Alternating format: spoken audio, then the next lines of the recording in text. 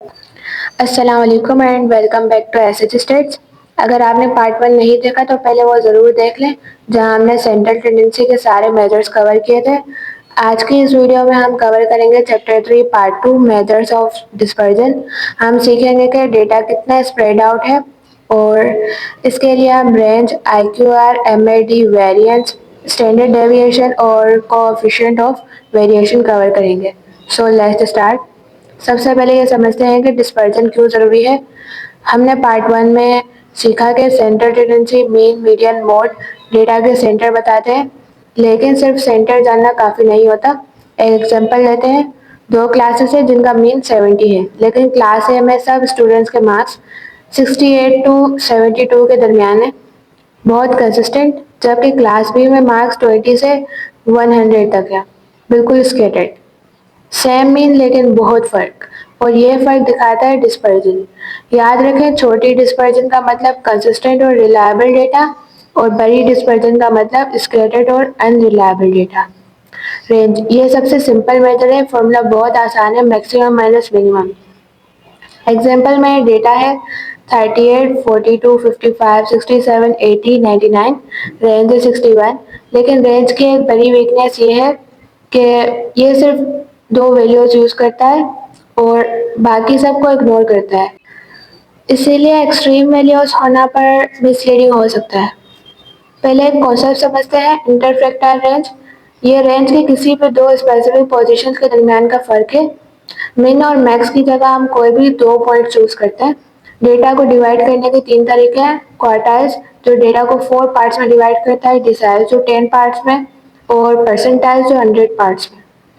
अब आते हैं IQR पर। इंटर क्वार्टाइल रेंज फॉर्मूला है Q3 माइनस Q1। ये डेटा के मिडल 50% का स्प्रेड दिखाता है। Q1 का पोजीशन फाइंड आउट करने के लिए हम n+1 डिवाइडेड बाय 4 करते हैं, Q2 का position 2n+1 divided by 4, Q3 का position 3n+1 divided by 4। Q2 actually median है। एग्जाम्पल में n is equals to 11, Q1 is 44 and Q3 is 70.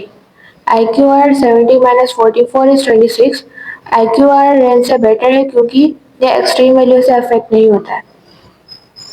Now mean absolute deviation या MAD, ये range से ज़्यादा एक्यूरेट है क्योंकि ये हर वैल्यू को कंसिडर करता है। फॉर्मूला है sum of absolute deviations divided by n।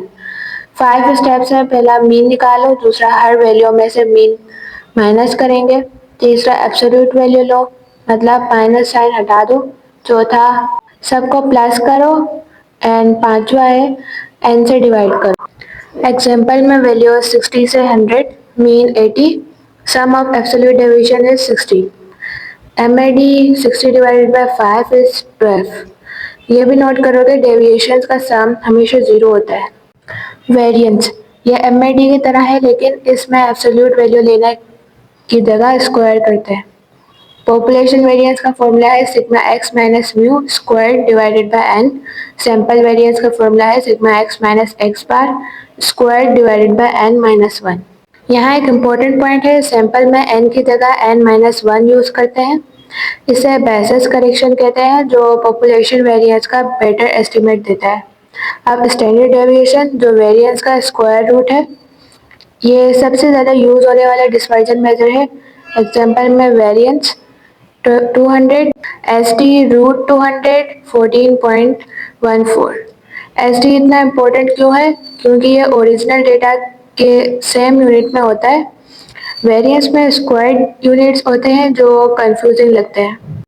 Coefficient of variation या CV, ये स्टैंडर्ड डेविएशन को मीन का परसेंटेज के तौर पर एक्सप्रेस करता है। फॉर्मूला है SD divided by mean times 100। ये तब यूज होता है जब हम अलग अलग डेटा सेट्स को कंपेयर करना चाहते हैं, स्पेशली जब उनके यूनिट्स या मीन्स अलग हों। एग्जाम्पल में स्टूडेंट ए का CV 10% और स्टूडेंट बी का CV 8%। स्टूडेंट बी ज़्यादा कंसिस्टेंट है, चाहे उसका SD ज़्यादा हो। याद रखें, lower CV is equal to more consistent is equal to more reliable. अब सारे मेजर्स का एक साथ कंपैरिजन करते हैं। रेंज सबसे सिंपल, सिर्फ टू वैल्यूज यूज करता है। IQR मिडल 50%, एक्सट्रीम वैल्यू से सेफ। MAD हर वैल्यू को कंसिडर करता है। Variance squared differences Basics for ST. ST most widely used, same unit as data. CV relative measure, compare different data sets. अब एक real life example लेते हैं। दो factories balls बनाती हैं, दोनों का मीन डायमीटर 10 मिलीमीटर है। फैक्ट्री ए का एस टी 0.1 मिलीमीटर, सीवी 1%, बहुत कंसिस्टेंट। फैक्ट्री बी का एस डी 2 मिलीमीटर, सीवी है 20%, बहुत स्केटर्ड। सेम मीन लेकिन डिस्पर्जन ने असली कहानी बता दी। यही है डिस्पर्जन की importance. And that brings us to the end of the chapter 3 part 2, measures of dispersion. In this video we covered range, IQR, MAD, variance, standard deviation, coefficient of variation with definitions, formulas, example and a full comparison. In part 3 we will cover EDA, exploratory data analysis. So stay tuned for that. If you have any question, please write in the comment section. I will do my best to help. If this video was helpful, please give it a like and subscribe to SH States. Thanks for watching.